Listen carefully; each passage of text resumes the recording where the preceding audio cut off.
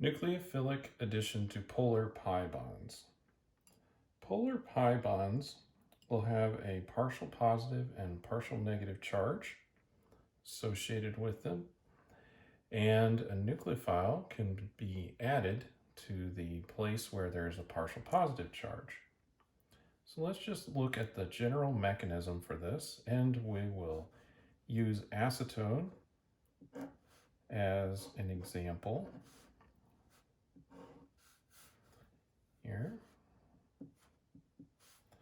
So we start off with acetone, and remember that the oxygen up here has a partial negative charge because it's more electronegative, and the carbonyl carbon, has a partial positive charge here. So nucleophiles will be attracted to this partial positive charge, especially if they carry a negative charge themselves. So we can have a negative charged nucleophile come in and attack the carbonyl carbon.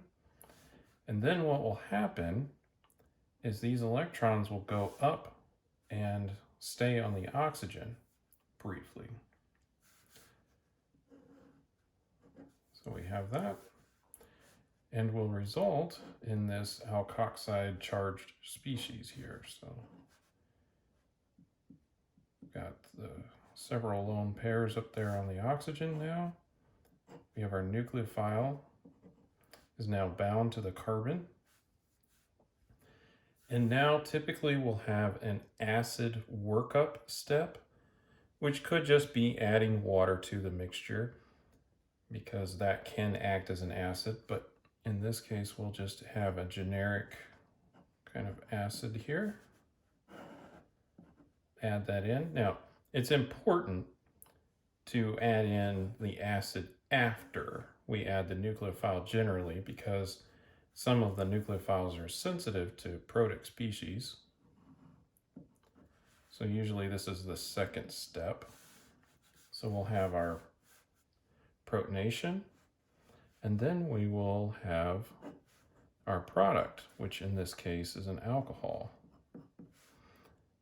Now there are other polar pi bonds, but they generally have the same style of mechanism.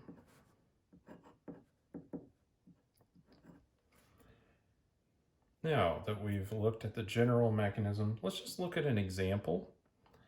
And we're going to use acetophenone for this example. So let me draw that out. Here's the phenone part, and then aceto. Right?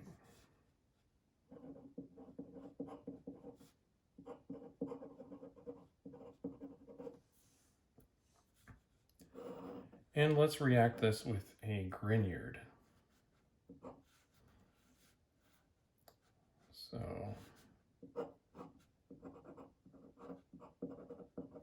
we'll just choose the ethyl Grignard, ethyl magnesium bromide. And then, so step one is going to be adding the Grignard, and then in a separate step, it's important for this to be separate, we'll have an acid workup.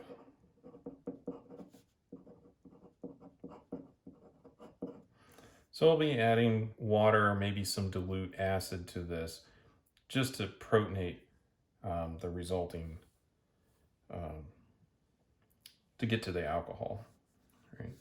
Now, this can attack in one of two ways. Right? You'll notice that if we attack this from this side, attack from the front, as I've drawn it here, we're going to end up with this molecule. I'll draw it out here. So we still have our benzene ring, but now we're going to make an alcohol, and we're going to add this nucleophile right here to the carbon with the double bond on it.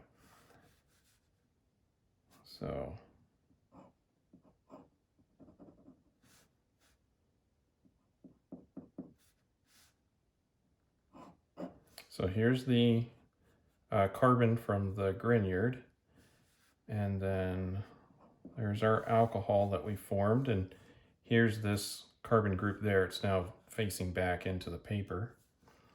This is the R isomer. But of course, we could also have attack from the other side, where it comes up through the back side of the paper. And in that case, we would get the S configuration. So in some cases, our products will become a chiral molecule. And in those situations, we will have both isomers that are formed.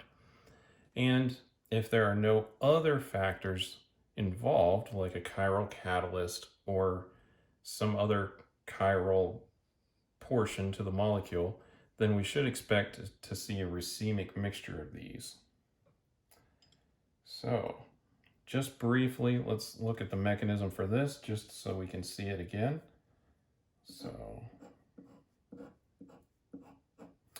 and we'll look at forming the R isomer, so we'll attack from the front of the molecule.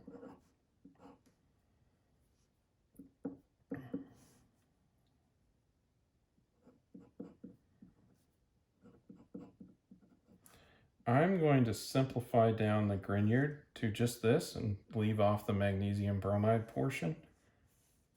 In some cases, that's okay to do. A lot of times when we're drawing a mechanism, that's fine. So we'll have the attack on the carbonyl carbon, and then we'll go up, place those electrons on the oxygen up there.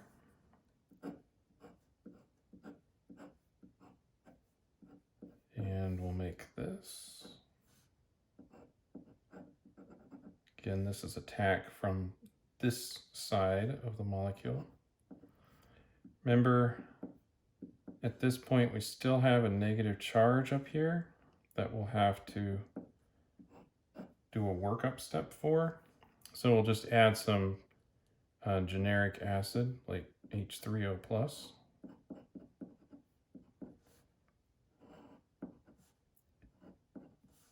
To make